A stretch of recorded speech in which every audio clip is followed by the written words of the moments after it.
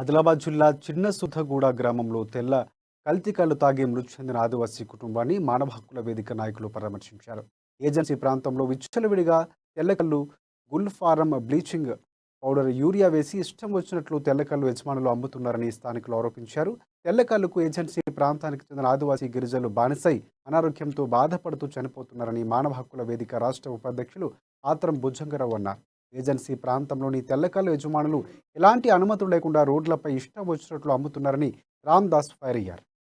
ప్రాంతంలో విచ్చలవిడిగా బెల్ట్ షాప్లు ఏర్పాటు చేసేసి విచ్చలవిడిగా మద్యం దుకాణాలు నడుస్తున్నాయి. అదే విధంగా చూసుకున్నట్టయితే ఇప్పటికిప్పుడే దాదాపుగా మొన్న చిన్న సుధగూడలో జరిగినటువంటి సంఘటనే కాదు, గతంలో కూడా చాలా సంఘటనలు జరిగాయి.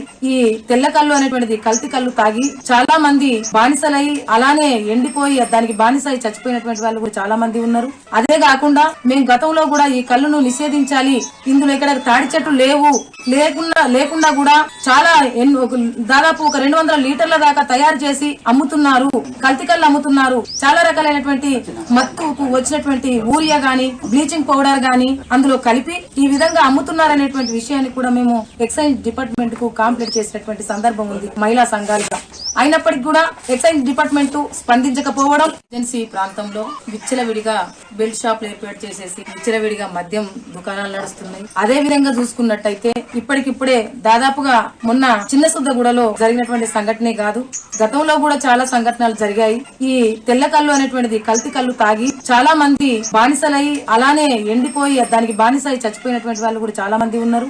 అదే కాకుండా మేము గతంలో కూడా ఈ కళ్ళును నిషేధించాలి, ఇందులో ఇక్కడ తాడి చెట్లు లేకుండా కూడా చాలా దాదాపు 200 లీటర్ల దాకా తయారు చేసి అమ్ముతున్నారు, కల్తీ కళ్ళు అమ్ముతున్నారు. చాలా రకాలైనటువంటి మత్తుకు వచ్చినటువంటి యూరియా గాని, బ్లీచింగ్ పౌడర్ గాని అందులో కలిపి ఈ విధంగా అమ్ముతున్నారనేటువంటి విషయాన్ని కూడా మేము ఎక్సైజ్ డిపార్ట్మెంట్ కు కాంప్లైంట్ చేసినటువంటి సందర్భం ఉంది మహిళా సంఘాలుగా.